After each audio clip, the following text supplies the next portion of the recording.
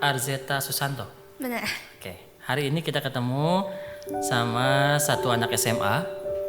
Seorang deh, bukan satu ya, karena kamu orang kan. Iya. Oke, seorang anak SMA yang kita tahu dinamika kehidupan remaja itu seperti apa, dan mungkin ini bisa jadi salah satu percontohan bagaimana hidup seorang anak SMA. Mikael, saya belum jemput salam. Assalamualaikum. Waalaikumsalam. Sehat? Alhamdulillah sehat. Baru beres sekolah? Iya. Kelihatan masih pakai baju Pramuka. seragam ya, pramuka. Berarti ini hari harus pakai seragam pramuka. Iya.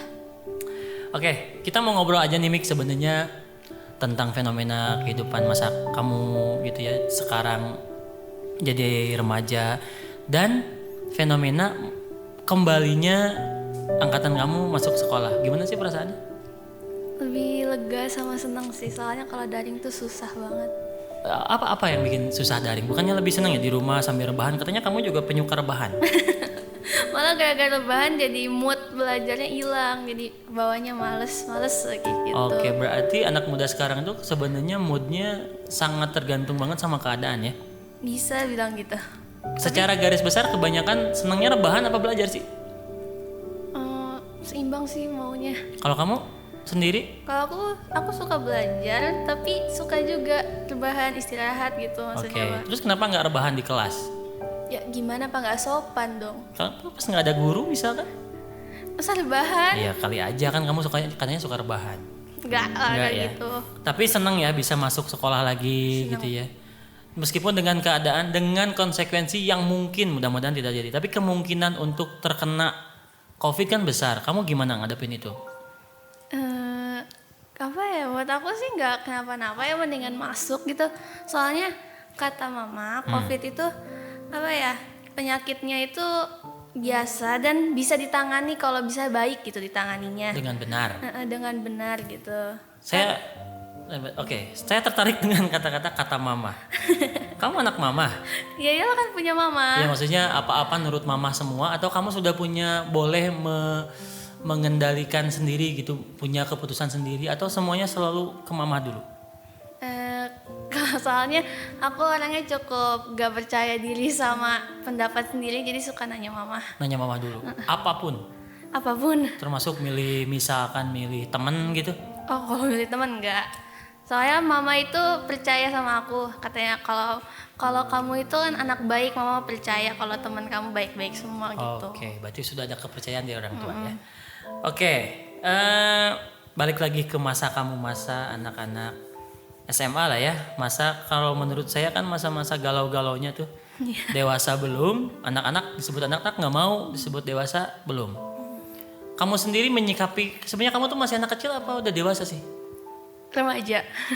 Oke, nah ada definisi baru remaja. Menurut kamu remaja itu apa definisinya sampai kamu merasa bahwa aku tuh remaja gitu? Remaja soalnya aku udah bisa ngambil keputusan sendiri, bisa milih sesuatu sendiri dengan mempertimbangkan dengan baik. Tapi aku anak kecil soalnya masih dibilangin mama, masih dimarahin mama, masih diomelin mama papa, masih dikasih uang juga sama mama papa. Jadi belum bisa dibilang dewasa juga. Sampai katanya kamu pernah kalau dimarahin papa kamu ngancem kamu bakal dibaptis. Bohong, itu mah ya? cuma bercandaan temen. Oh, kira itu papa kamu ngomong gitu ya. Ngomong-ngomong, oke, balik. Ini kan apa ya saya bilang? Kamu bilang kamu remaja, berarti belum siap, belum dewasa lah ya, masih remaja gitu. Kamu boleh mengambil keputusan, tapi ternyata masih ada beberapa keputusan yang harus diambil sama mama kamu dulu, baru kamu yang gerak. Berarti seberapa tergantungnya sih kamu sama sosok orang tua gitu? Ya, tergantung banget. Tergantung banget. Segala macamnya tergantung banget. Ya.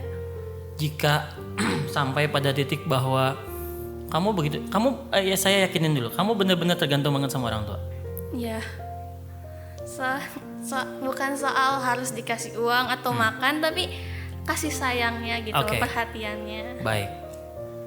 Ada satu pertanyaan yang mungkin bisa bikin kamu mikir lagi, kan saya pengen ngajak mikir. How if? Bagaimana seandainya kamu begitu tergantung sama mama kamu, sama papa kamu, tapi Allah kasih takdir yang berbeda. Mama sama papa kamu diambil duluan sama Allah. Kamu mau tergantung sama siapa? Kapan nih diambil duluan ini? Ya misalkan kita kan pernah tahu. Kamu pulang sekarang tiba-tiba mama sama papa kamu udah nggak ada. Kita nggak pernah tahu, kita nggak pernah. Ini kita bicara takdir ya. Meskipun takdir kan kita selalu berharap yang terbaik. Tapi karena kamu bilang kamu sangat tergantung sama orang tua, ketika orang tua kamu nggak ada, nih pulang nih dari sini nggak ada orang tua kamu, gimana? Kamu kan tergantung. Ada kata-kata dari papa mama, katanya kalau anak dikasih takdir untuk tidak memiliki orang tua, artinya dia udah siap untuk kehilangan. Jadi mungkin sekarang kan aku belum kehilangan, jadi belum siap. Jadi kalau nanti kehilangan, ya auzubillahi min zalik, mungkin itu artinya aku udah siap tanpa orang tua gitu. Kalau sampai benar-benar kehilangan, sudahkah terpikir sampai sana? Ini ngajak mikir lah. Sudahkah terpikir nanti kamu, ini kan apa ya? Ini takdir yang akan terjadi nih. Kita nggak tahu kapannya. Kita berandai-andai, maksudnya prepare for the worst, bersiap untuk yang terburuk. Kamu selalu bilang dari tadi, aku tuh tergantung banget sama mama sama papa. Suatu hari, kita nggak pernah tahu. Bisa jadi hari ini, bisa jadi besok. Mereka nggak ada. Allah ambil. Kamu punya kakak? Enggak. Kamu paling gede kan? Apalagi kamu anak paling gede. Punya adik? Punya. Berapa? 1. Orang tua kamu nggak ada. Kamu tergantung sama mereka dan kamu juga punya adik. Apa yang kamu mau lakuin? Kalau misalnya itu sih mungkin minta tolong tante ya, soalnya paling deket, paling itu. Tapi sebagai pribadi kamu sendiri, ketika dihadapkan pada kenyataan kamu udah gak punya siapa-siapa lagi, kamu udah gak punya tempat untuk bergantung lagi, kamu mau ngapain? Karena kamu sendiri yang bilang kamu tergantung sama mereka. Ketika mereka nggak ada, pernah kepikiran gak sih? Pernah nggak kepikiran? Nah, apa yang kamu pikirin pada saat itu? Nangis. Cuma nangis sih. Dan ya mau gimana lagi, kalau memang udah takdir berarti harus bangkit lagi. Itu kan, ini kita bicara takdir nih. Ternyata Allah menakdirkan seperti itu. Makanya saya ngajak, ini program namanya kan ngajak mikir. Kita kadang-kadang nggak pernah mikirin hal seperti itu. Kita bikinnya senang-senang gitu ya. Anak masih ada orang tua, masih bisa apa. Karena saya udah ngalamin fase dimana saya sedang tergantung sama orang tua, keluarga saya terpisah, bapak di mana, ibu di mana. Ibu saya pergi duluan dan di pangkuan saya. Yang saya nggak siap nih, karena kan saya tergantung banget nih sama ibu. Ibu saya hilang di pangkuan saya, dan itu hancur bangetnya. Saya udah ngalamin pada masa itu. Nah sekarang, jika itu terjadi pada diri kamu, Mikaela, anggaplah ini kejadian nih. Kamu pulang ke rumah, udah ada bendera kuning gitu ya. Kamu kaget, kamu lihat kedua orang tua kamu sudah dibungkus kain kafan, sudah terbujur kaku di situ, dan kamu gak punya siapa-siapa lagi. Pernah kepikiran sampai sana, dan apa yang kamu lakuin? Gak pernah kepikiran sih, soalnya serem. Tapi paling pertama pasti nangis. Nangis banget sampai Oke. Gini aja. Berarti ada kenapa saya bilang ngajak mikir, maksudnya nanti ini harus jadi apa ya, semacam persiapan buat diri. Karena saya ngalamin bagaimana kalau kita nggak siap seperti apa persiapan buat diri. Nah, sekarang kan masih ada nih. Seandainya mama sama papa kamu nonton, kamu mau ngomong apa sama mereka? Aduh, jarang ngomong manis nih. Nggak apa-apa, nggak usah manis-manis, bahasa kamu aja. Tapi apa yang mau kamu omongin ke mama sama papa? Seandainya ini semua hari terakhir kamunya atau hari terakhir mereka, kita kan nggak pernah tahu. Tapi kamu mau ngomong apa? Sebagai anak yang tadi tergantung, benar-benar diberikan kasih sayang sama orang tua, apa yang mau kamu? Mau ngomong kalau mau nangis keluarin aja, nggak usah ditahan. Bapak mah Nggak apa-apa. Kalau mau nangis aja nggak apa. Jangan tuh. Nggak apa-apa, karena manusia itu kan dikasih air mata bukan hanya sekedar menangisi penyesalan karena apa. Ini kan justru tangisan yang mungkin nanti jadi bukti bahwa begitu besar cinta kamu sama mama sama papa. sampai kamu nggak mau kehilangan mereka kan gitu. Sak aja sampein kalau memang itu terjadi, apa yang mau kamu sampaikan sama mama sama papa?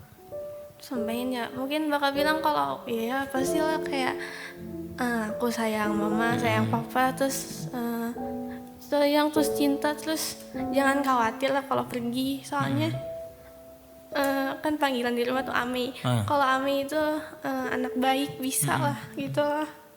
Ada permohonan maaf nggak ke orang tua? Mungkin kamu pernah, mungkin ya kesalahannya yang kan remaja sekarang mah gini, kadang-kadang nggak sadar bahwa dia melakukan kesalahan gitu ya, kayak kita ngebentak dikit atau nggak dikasih jajan kita marah, nggak dikasih yang kita mau kita ke kamar ngejebretin pintu gitu.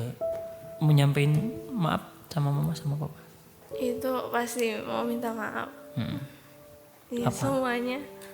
Pernah ngerasa bikin kesalahan besar? Pernah dong. Pernah ya? Dan mama papa tapi udah maafin? Udah ngomong sama mama papa dan udah dimaafin? Gimana rasanya abis dimaafin? Tenang kah? Iya, lega. Lega ya?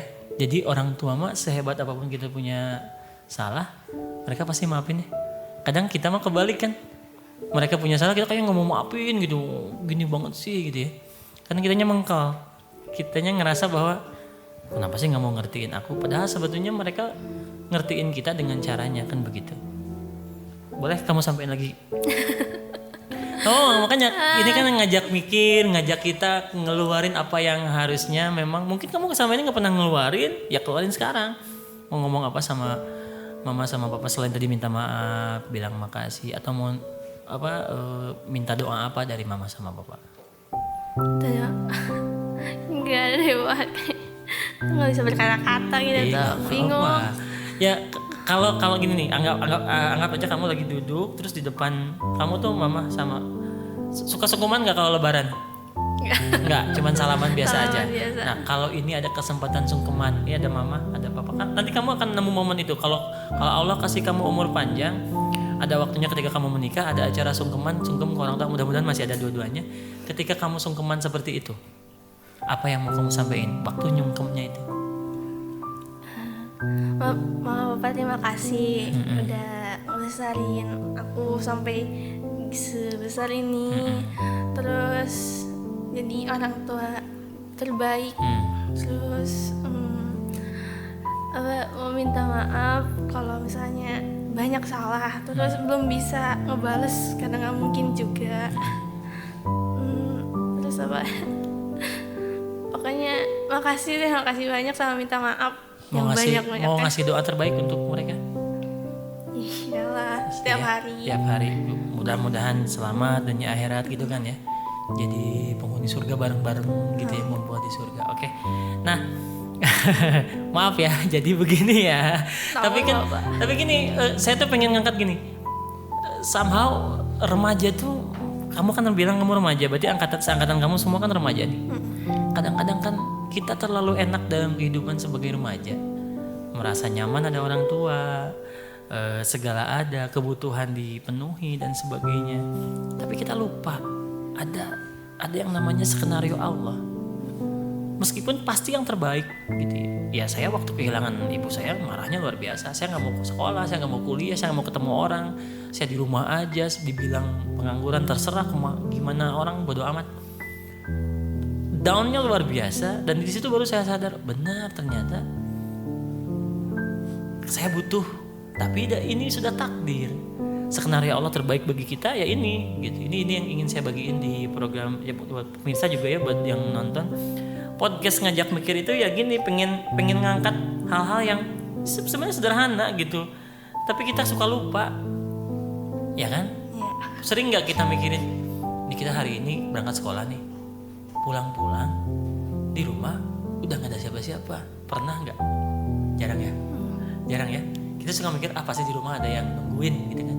Atau mungkin pernah di Semanda ini, di sekolah kita ini ada anak yang lagi di sekolah, tiba-tiba keluarganya datang ngasih tahu orang tuanya udah nggak ada. Banyak kan yang begitu? Pernah dengar, pernah lihat ya. Nah, kita kadang suka lupa suatu hari mungkin kita di posisi itu. Gitu loh. Makanya saya ngajak mikir remaja-remaja di sini, intinya apa ya, hidup ini ya skenario Allah yang terbaik, tapi kita harus tetap menyiapkan. Kalau ada yang buruk ya harus siap.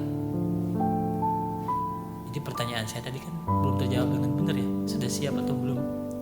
Belum lah. Belum ya? Belum. Asli gimana kalau kejadian? Mau ngapain? Nggak tahu. Belum tahu ya? Oke, nggak apa-apa. Enggak, Mikaela, makasih banyak sudah mau berbagi.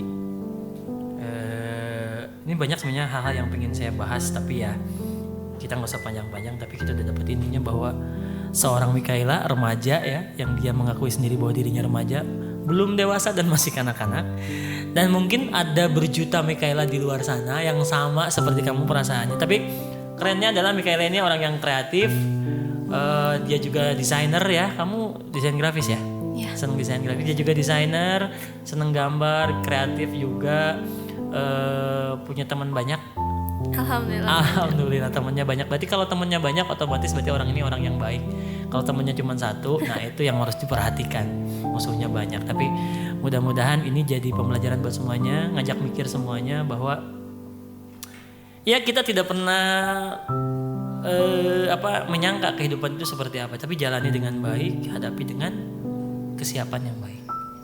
Insya Allah jadi ibadah, insya Allah menguatkan kita. Apapun yang terjadi. Kalau yang buruk niatnya ya mudah-mudahan ini menguatkan. Kalau yang baik ini juga menguatkan, menambahkan rasa syukur kita kan gitu. Hidup mah syukur dan sabar, istighfar dan berterima kasih sama Allah. Makasih Mikaela sudah mau berbagi. Maaf saya bikin kamu agak nangis bombay barusan ya. Maaf. Oke, baik, ini akhir perjumpaan kita. Sampai ketemu lagi nanti di podcast Ngajak Mikir selanjutnya. Pokoknya hati-hati dengan pertanyaan-pertanyaan saya karena saya akan ngajak mikir Anda semua. Terima kasih. Salam, sampai jumpa. Makasih loh.